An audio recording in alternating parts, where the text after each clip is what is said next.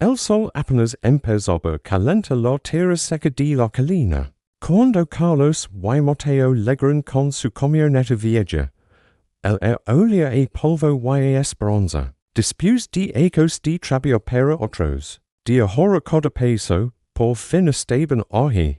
Este pedazo de tierra, con sus vistas infinitas y su silencio absoluto, era suyo. El juego de construir su propia casa, con sus propias manos, estaba a punto de comenzar.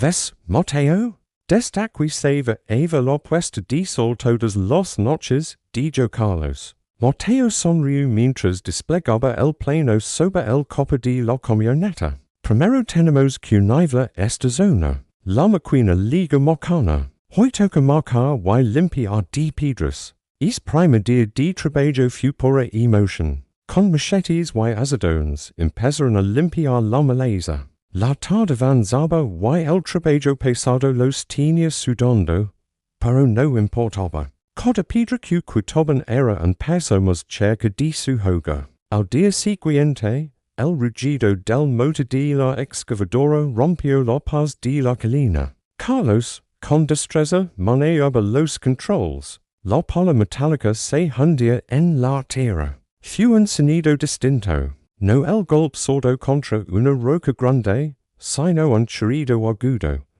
La máquina vibra. Carlos solta los mandos. ¿Qué fue eso?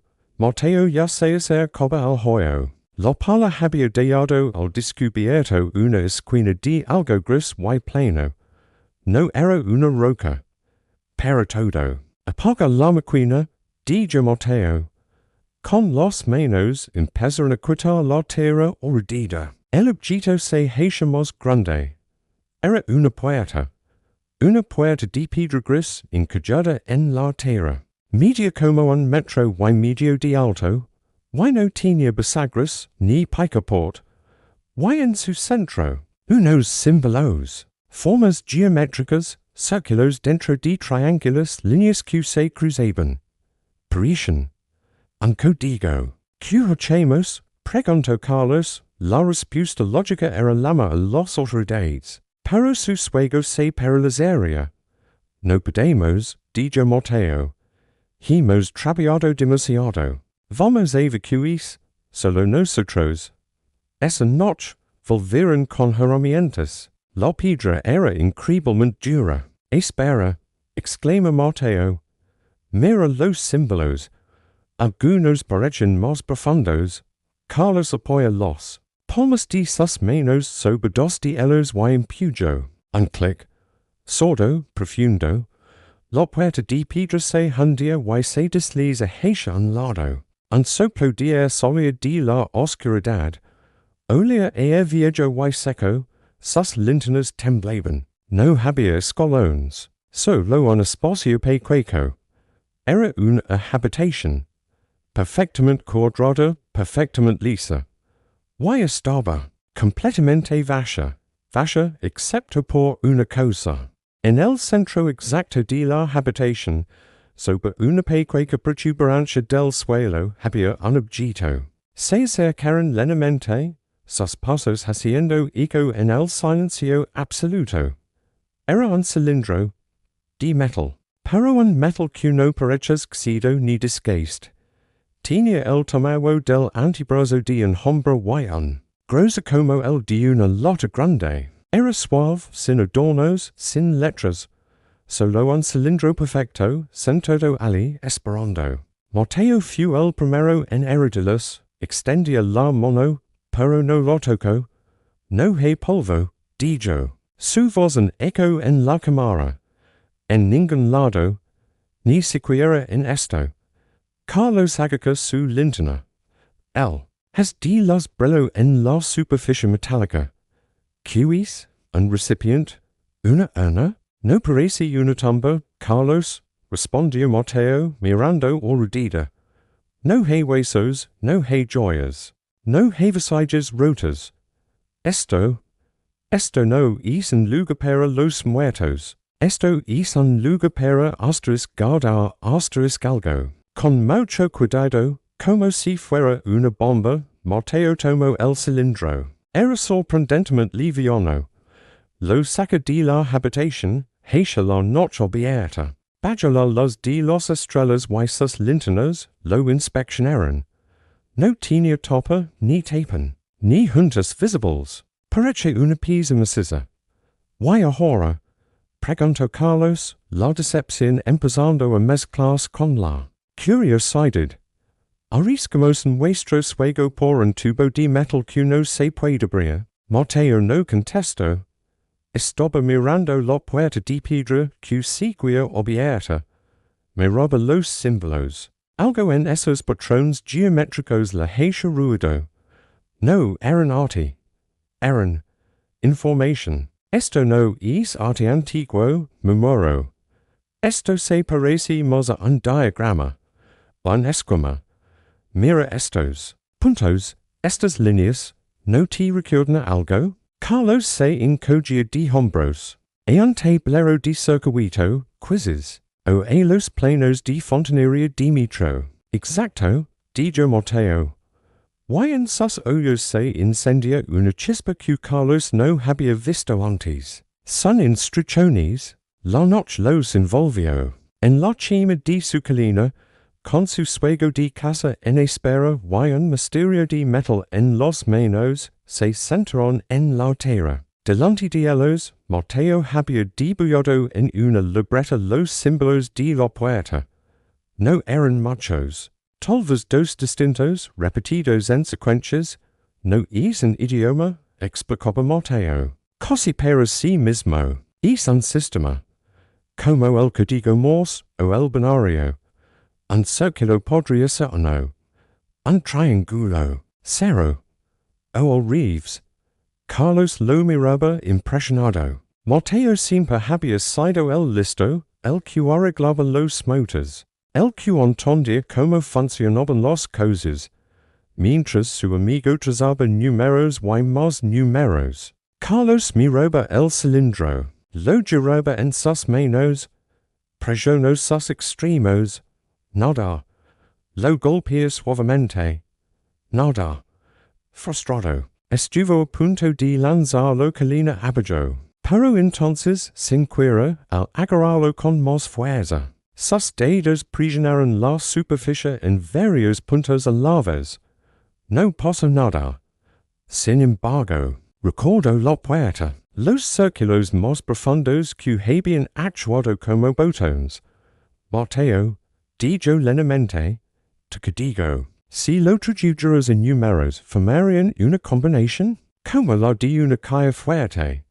Mateo levantó la vista. Sus ojos se encontraron. Sin una palabra, Mateo terminó su traducción. Al final, tenía una secuencia, 3143. Son 5 dígitos, dijo, 5 pulsaciones. Carlos tomó el cilindro. Con el pulgar. Presionó suavemente en un extremo imaginándolo dividido en secciones. Presionó 3 veces en la primera sección. Una pausa. Una vez en la siguiente. Otra pausa. 4 veces.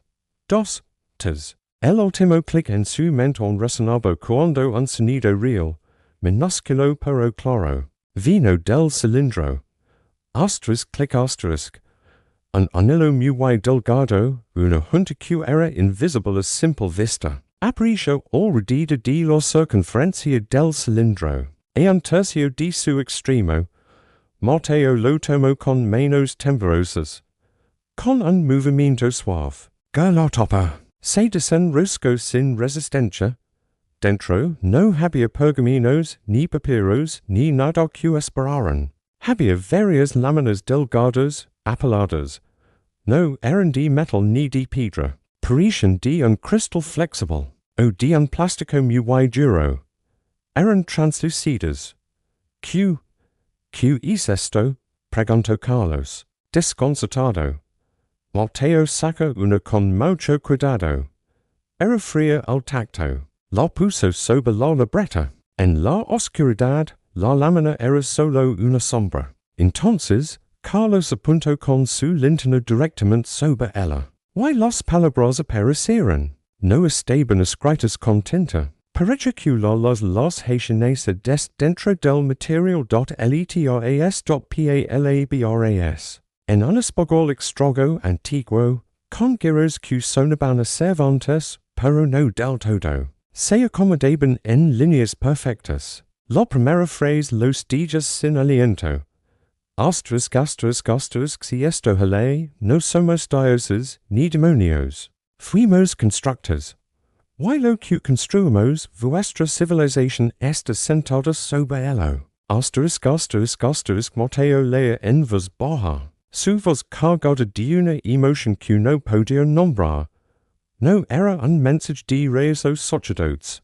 Era de trabajadores, de ingenieros, hablaban de una red, de nodos de estabilización, de armonizar los corrientes profundas. Hablaban de un planeta vivo al que había que mantener. Carlos se senta en el suelo sin fuerzas. Mirage el hoyo oscuro que había en su terreno. La puerta abierta lo desconocido.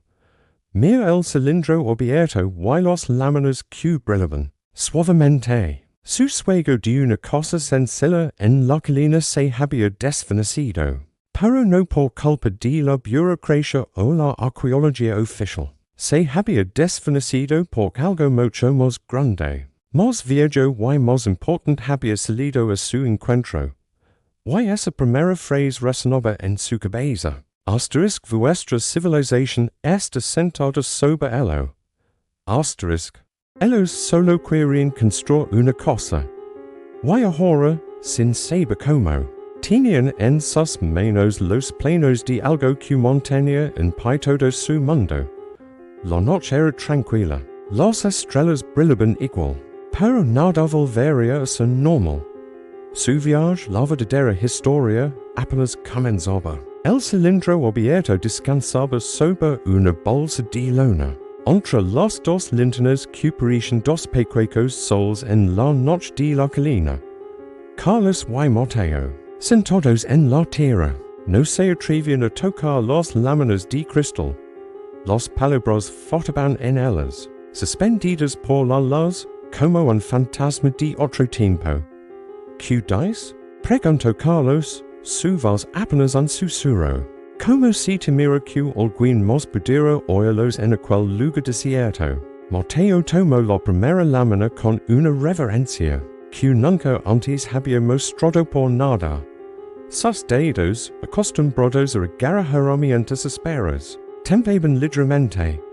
Dice, comenzó a leer, traduce mentalmente el castellano arcaico. Asterisk registro del nodo sigma, sector tercero, ciclo de mantenimiento fallido, tripulación de relevo, no liga, protocolo de preservación de conocimiento, activado. Asterisk Carlos Francio el Seco, sueña como el manual de una máquina. Eso es, Herencia Mateo, pasando a la siguiente lámina. Su expresión se volvió más intensa, concentrada. Aquí hablan de la red, no explican qué es. La dan por hecha, dicen. Asterisk la red de armonización geotérmica opera en modo autónomo desde el último ciclo de sincronización. La degradación es inevitable. Los puntos de control primarios requieren intervención manual. Asterisk, armonización geotérmica, repitió Carlos, sin entender del todo. Pero las palabras sonaban pesadas, importantes. La tierra, Carlos, están hablando de la tierra. Mateo levantó la vista. Sus ojos reflejando la luz de las linternas. Mira esto. Esto ya no es un diario. Esto es una advertencia.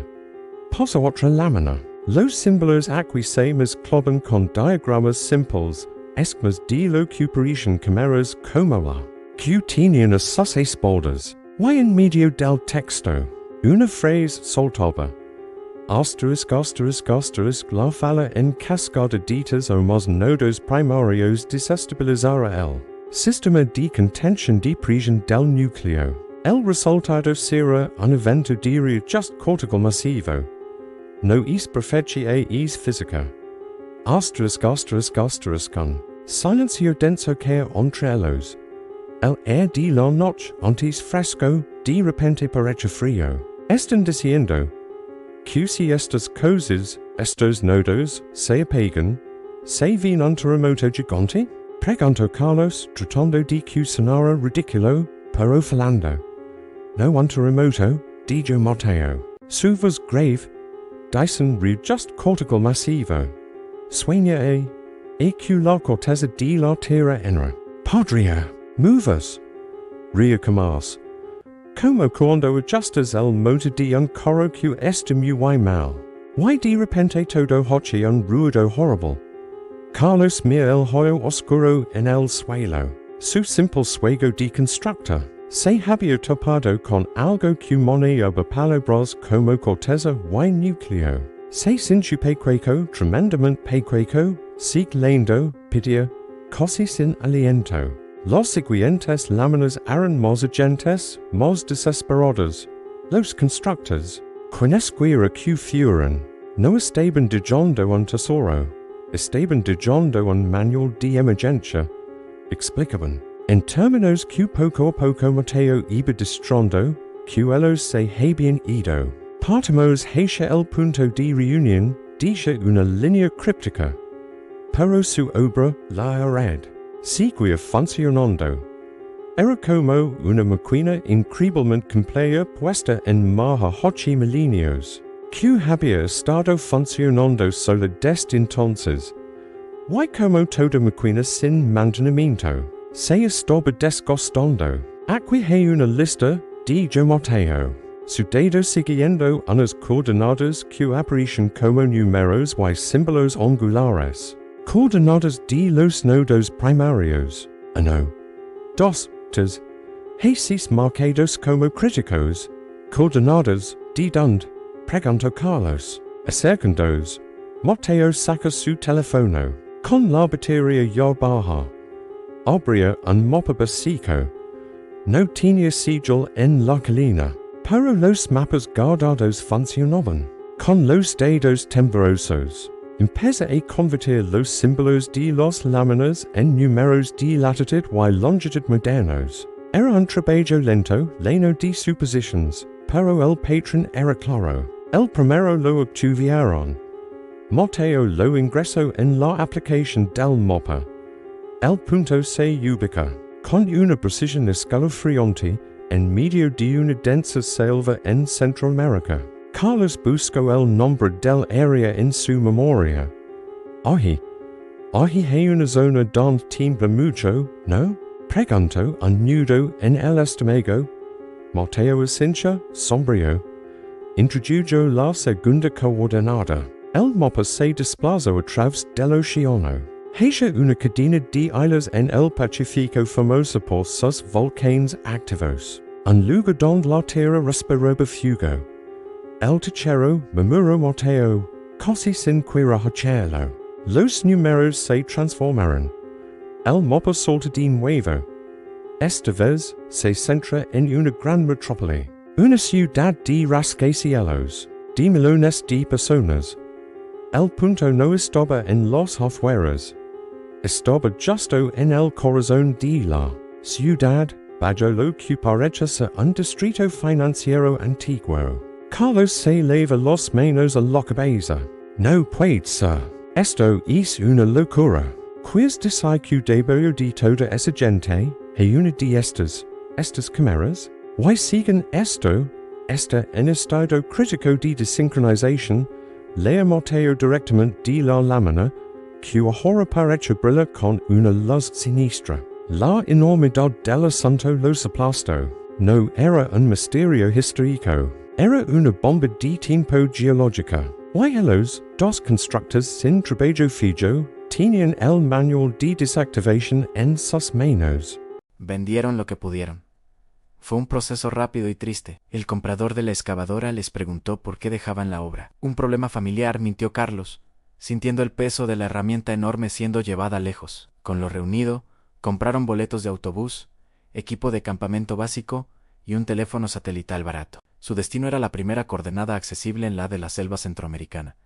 El viaje fue largo y incómodo. Autobuses atestados, caminos polvorientos, un calor húmedo que se les pegaba a la piel. Ya en la zona, contrataron a un guía local con su camioneta destartalada. Les dijo que conocía la región como la palma de su mano. «Por ahí no se va», dijo el guía. Un hombre mayo era llamado don Ignacio, señalando hacia una espesura impenetrable cuando le mostraron el punto aproximado en un mapa de papel. «No hay senderos. Es zona de reserva, pero no la bonita, la llena de ruinas pequeñas, de piedras que nadie ve. Los animales evitan ese lugar». Esas palabras, en vez de desanimarlos, les dieron certeza. Algo había allí. Convencieron a don Ignacio para que los llevara lo más cerca posible, por el triple del precio. La camioneta avanzó por brechas apenas visibles, sacudiéndolos como nueces en una lata.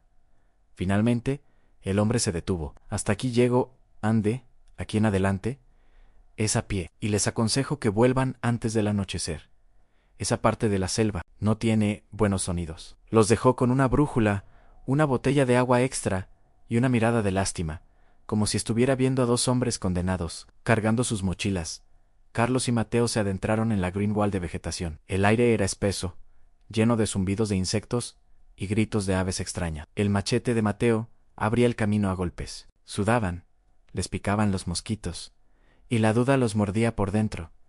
¿Y si todo era una locura? ¿Y si las coordenadas eran erróneas o simplemente un engaño antiguo? Después de horas de caminata, cuando los músculos les ardían y la desesperanza empezaba a crecer, el terreno cambió. La vegetación se hizo menos densa. Llegaron a una pequeña depresión, una hondonada natural, y en el centro, casi completamente tragada por lianas y raíces, había una estructura. No era una pirámide, era baja, redondeada, como un hormiguero de piedra gigante, pero el material era el mismo en aquella piedra gris y lisa. Una de sus paredes estaba derrumbada, dejando ver un interior oscuro. Sin decir palabra, se acercaron. El corazón les latía con fuerza. Con cuidado, apartaron las enredaderas que tapaban la entrada. El interior era idéntico a su cámara en la colina, la misma forma cúbica, las mismas paredes perfectas. Pero aquí, el tiempo y la selva habían hecho estragos. El suelo estaba cubierto de tierra y hojas podridas. Y en el centro, donde debería estar el pedestal, había una estructura de cristal opaca,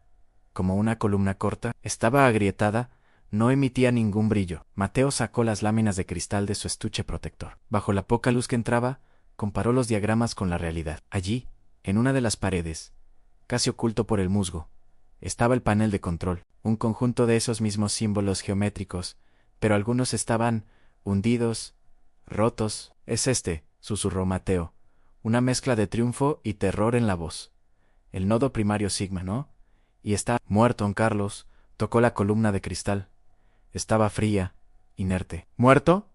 ¿Qué significa eso?» «Significa que no está haciendo su trabajo», dijo Mateo, pasando las láminas rápidamente. «Aquí dice que si el cristal central no pulsa con luz, el nodo está inactivo, ha desincronizado ANSE».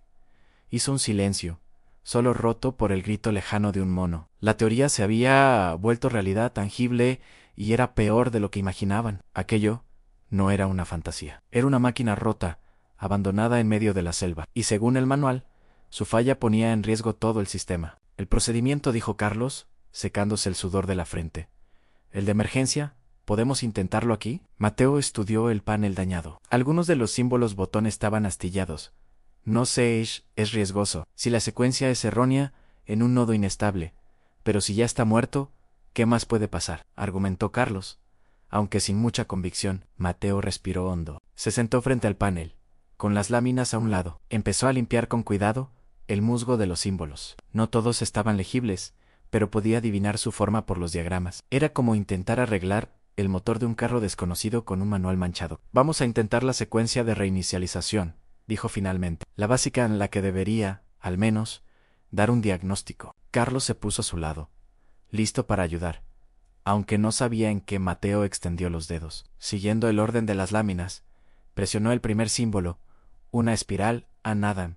Presionó el segundo, un triángulo invertido. Un sonido tan bajo que más se sintió que se escuchó.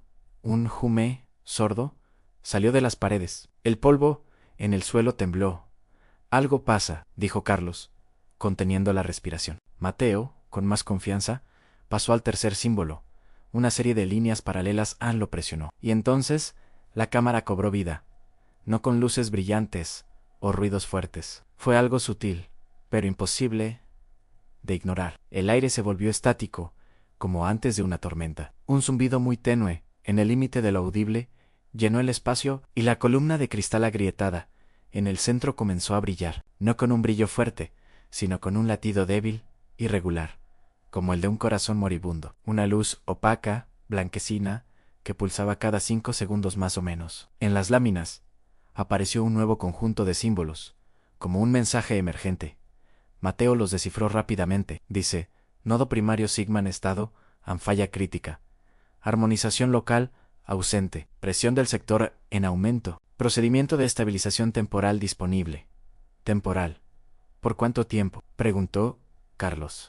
El regreso a la colina fue como volver a otro planeta. La mochila de Mateo no traía recuerdos, traía el peso de una responsabilidad que no cabía en sus espaldas. Sentados frente a la entrada, el cansancio era profundo, del alma. No podemos hacerlo solos, dijo Carlos. El siguiente nodo estaba bajo una metrópoli. ¿Cómo vamos a entrar ahí? Llegar con picos y palas al centro financiero. Mateo miró el mapa en su teléfono. El punto indicaba un cruce de calles antiguas, justo donde ahora se alzaba un edificio de oficina. Es imposible, concluyó. La frustración los envolvió. Habían descubierto un problema de dimensiones cósmicas y ahora se estrellaban contra la realidad. Fue entonces cuando Carlos, casi sin pensar, sacó su propio teléfono y empezó a buscar en Internet anomalías magnéticas, túneles secretos. Tenían que encontrar una manera de pasar el mensaje. Tenían que encontrar a otros como ellos. Con el corazón acelerado, Mateo le respondió por mensaje privado. No dieron detalles. Solo dijeron que agradecen el interés técnico. Y que estaban verificando ciertas correlaciones en campo. Una forma elegante de decir que habían estado en la selva. La respuesta de geo_rastrio. Liga al día siguiente. No era una persona.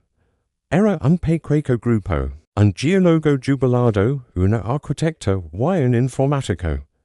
Habían notado patrones rarísimos, pequeñas anomalías que los sistemas oficiales descartaban como ruido. Ellos tenían los datos. Carlos y Mateo tenían el contexto. Fue una danza lenta de meses, compartiendo información a cuentagotas, ganando confianza. Un día, el geólogo jubilado, Emiliano, les envía un mapa. Había superpuesto las anomalías de disipación con las descripciones vagas que Carlos y Mateo habían dado. El mapa mostraba 6 puntos. Era la confirmación. El mensaje de Mateo fue breve. Su mapa es correcto. Esos puntos existen. Y no de ellos está en problemas graves. La respuesta de Emiliano tardó horas, lo así. Los datos de estos son preocupantes. Ustedes tienen acceso, pueden hacer algo, por primera vez, no estaban solos, tenían aliados. Mientras tanto, su canal, Noche de Arqueología Prohibida, creció lentamente. Un día, recibieron un correo electrónico. Era de una mujer que dichosa ingeniera en sondeos en la ciudad de la coordenada. Crítica. Su mensaje era descrito. He visto su video sobre anomalías. En una prospección rutinaria bajo el edificio Cronos. Nuestros equipos registraron una cavidad a 30 metros de profundidad. La resonancia no es natural. El informe se archivo. Si les interesa, puedo compartir los datos. Mi la moviliaria. Fue como si el cielo se abriera. El acceso. El imposible acceso estaba tocando a su puerta. Pero con un riesgo enorme. Podían confiar en ella. Decidieron arriesgarse, pero con la prudencia que les había dado todo el camino. Usando un servicio de mensajería encriptada que Leo les recomendó empezar a hablar con Valeria. No la hablaron de constructores, la hablaron de geometrías de disipación sísmica y de Possibles estructuras de mitigación de risco prehistóricas. La mostraron, sin revelar la fuente, el mapa de anomalías de Emiliano. El punto crítico coincidia milimétricamente con su cavidad. Valeria no era una socorredora. Era una profesional práctica. Lo que la movia no era el misterio, sino el risco, si hay una estructura desconocida y, posiblemente inestable a 30 metros bajo un edificio lleno de gente. Es un problema de seguridad civil.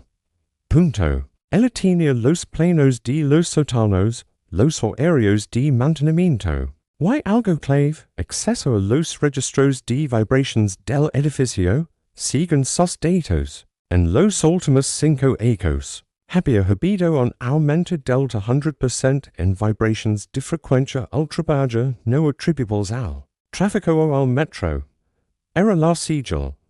El nodo urbano no solo estaba inactivo, estaba en estado de convulsión, de falla crítica acelerada, como temían los láminas. La presión era insoportable. Tenían la ubicación exacta, tenían un oleado en el interior, tenían incluso un plano de los túneles de servicio. Pero no tenían un plan, no podían bailar con una pala. Necesitaban una excusa, una cobertura. Su Carlos, con su mente más simple y directa, dio con la idea. Somos constructores, no.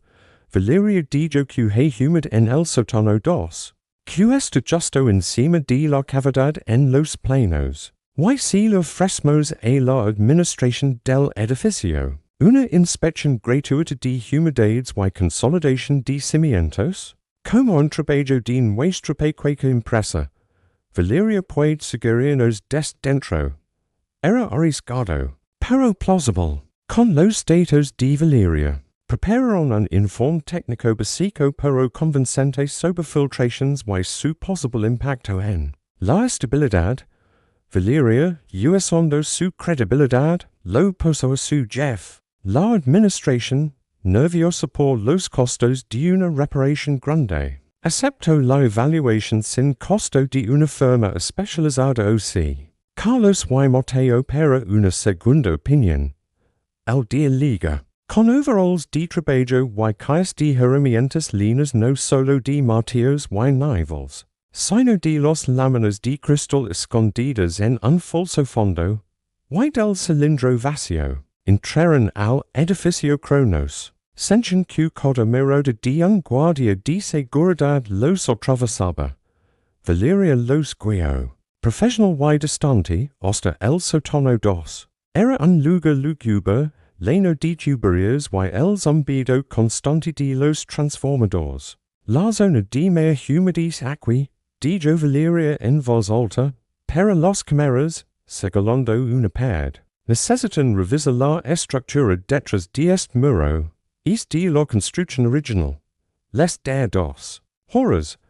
Los sensores de esta sección están en mantenimiento. Les guigan ojo casi imperceptiblemente.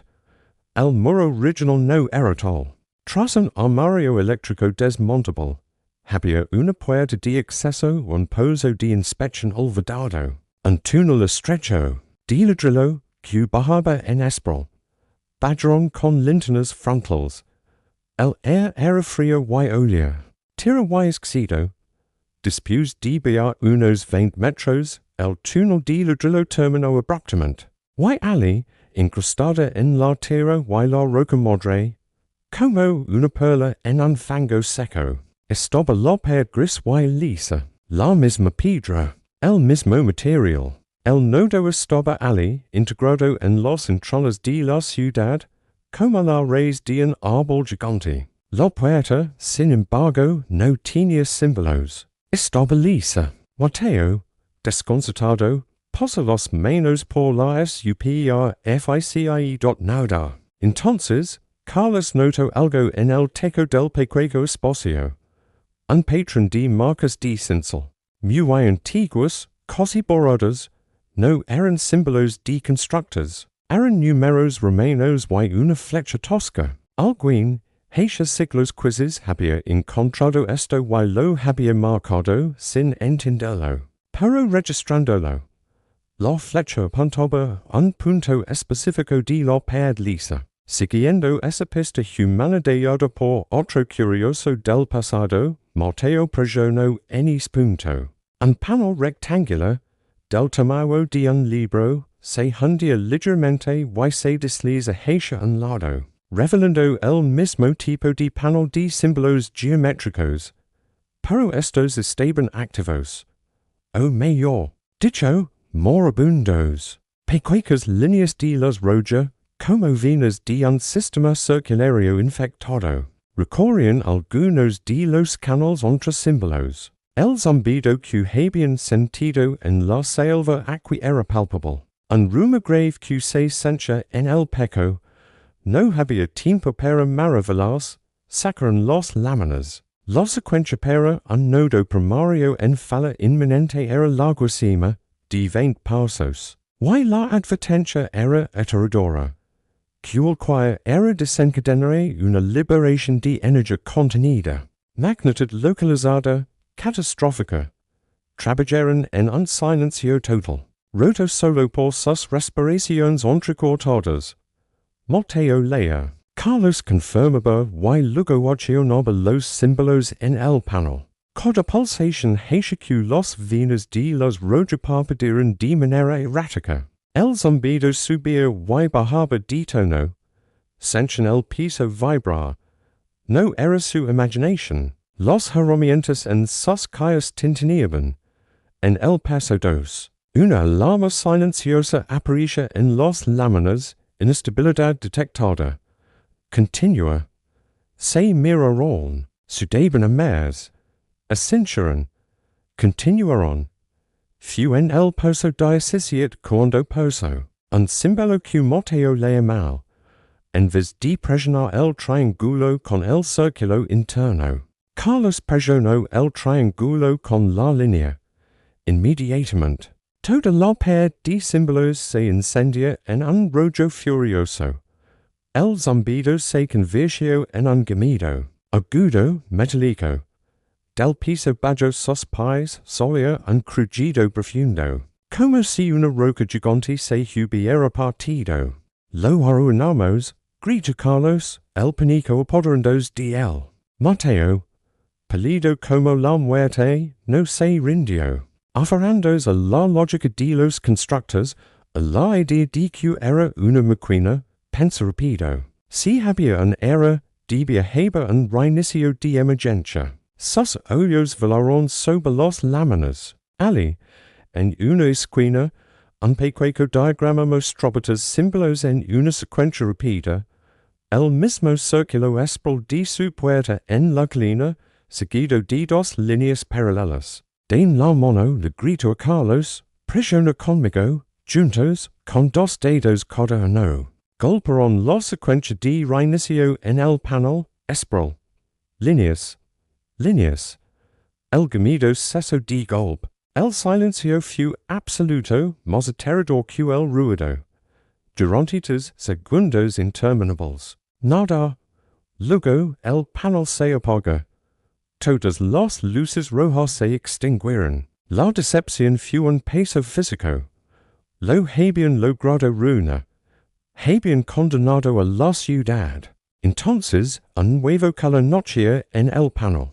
Un verde muy suave, como el de una planta en primavera. Empezó en un símbolo y se fue extendiendo por los canales, llenándolos con un flujo tranquilo y constante. El zumbido regresó, pero ahora era bajo, armónico, como el sonido de una colmena lejana. De alguna parte dentro de la pared, una luz azulada, constante y serena, comenzó a filtrarse. En las láminas aparecía un nuevo mensaje. El más esperanzador que habían visto, resincronización de nodo primario alfa completada. Se dejaron caer al suelo, jadeantes, temblando de adrenalina y alivio.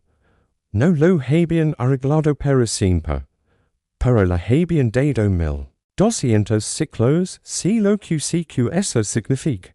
Tal vez siglos, tal vez milenios, tiempo. Subieron del pozo, sacios y exhaustos, pero con una coma extraga en los hoyos. Le dieron a Valeria un informe real sobre humid contenida. Y cimientos estables. Ella leía en sus caras. Que había pasado algo más, pero no pregunto. Solo esencia. Les aviso si los datos de vibración cambian. De vuelta en su colina, semanas después, todo era distinto. El problema no se había acabado. Quedaban otros nodos. Pero ya no era su carga en solitario. Tenían una red, Emiliano, Clara, Leo, Valeria. Y tenían un canal con miles de suscriptores que, sin saber la verdad completa, estaban despiertos, preguntando. La última escena no es dramática. Es simple. Están grabando un nuevo video para Noche de arqueología prohibida. No hablan de la ciudad.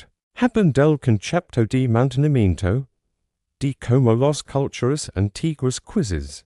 No solo construyen templos, sino que también cuidaban de cosas invisibles, de la responsabilidad del conocimiento. Algunas herencias, Carlos a cámara, mirando directamente al lente, no son joyas o tiras. Son trabajos, debas. Y a veces, el verdadero legado no es lo que te dan, sino lo que te piden que cuides. Mateo, a su lado, sostiene discretamente una de las láminas de cristal, cuyo no brilla para la cámara. Pero al final del video, sin explicación, muestran por un segundo. Solo un segundo. El símbolo espral que abría la primera puerta. El símbolo que ahora es su firma, su sigil para. Los que saben mirar, si alguien reconoce este patrón, dais la voz en off de Mateo, tranquila, firm. Si lo ha visto en alguna parte, en una piedra que no encalla, en un suego raro, o en un lugar olvidado bajo una ciudad, no es una casualidad. Contacten. Porque la mea arqueología prohibida no es de sentir secretos. Es aprender a mantener, entre todos, lo que otros construyeron para que el mundo se quedara en paz. Apagan la cámara. Encienden una lámpara en la noche que se sobre su colina. Su cosa nunca se construyó. En su lugar, custodian una puerta. Pero ahora saben que no están solos vigilando la noche. Y eso, por ahora, era suficiente.